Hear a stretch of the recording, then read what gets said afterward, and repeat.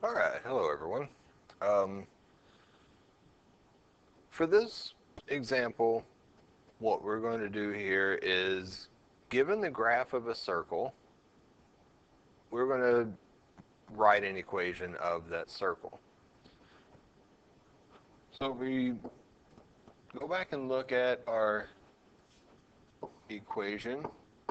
We look like x minus h squared plus y minus k squared is equal to the radius squared. So the two things that we necessarily have to have in order to write our equation is we have to have the center of the circle, so the coordinates for the center, and that's going to be our h and our k, and then we have to have the size of the circle, either given to us or we need to be able to figure out what the size of the circle is. So those are two important pieces of information that we need in order to write an equation of a circle. So first thing I'm going to do is figure out what the center of this circle is, and it's given to me. So if I count and get my coordinates for that center point for my HK, I'm going to have coordinates of 1, 2, 3 for my X, and then -2 for my Y. So that's my center point. So that's going to be my H and K. Okay? For the radius of the circle, the second piece of information that's required in order to write our equation, I can simply go from my center point and I can count straight up, straight down, straight left, straight right, any of those four directions to get my radius of the circle. It doesn't require really any calculations when you have the graph. All you have to do is count. Like I said, you can count um, straight across, straight up, straight down. Doesn't matter because the radius, if you remember, is the same in a circle all the way around that circle. So I'm going to, since I wrote over here on the right hand side, which is normally where I count, I'm just going to count up from my center. So that's 1, 2, 3, 4.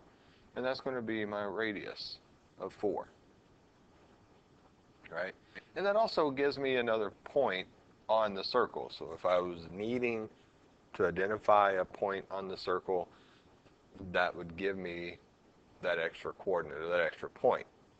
Just to write the equation, that's not necessary. You don't need the coordinates for that point, but that's how you could get a second point. So let's go back to writing our equation. So now all I have to do is take my h, my k, my r, my radius, and fill it into my formula, or into my equation of the circle that I have written. So I am going to come over here to the left side, and I'm just going to write out everything that stays the same in equations of a circle. I'm going to write in pink.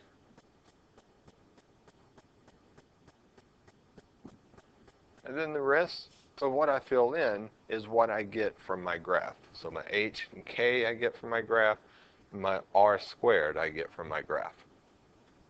So I'm going to write those in a different color. So let's go with red for this. So my h is 3, so I'm going to fill that in. And notice how my h, my center point, my coordinate is a +3. When I fill that into my equation, it becomes a -3. My k is a -2.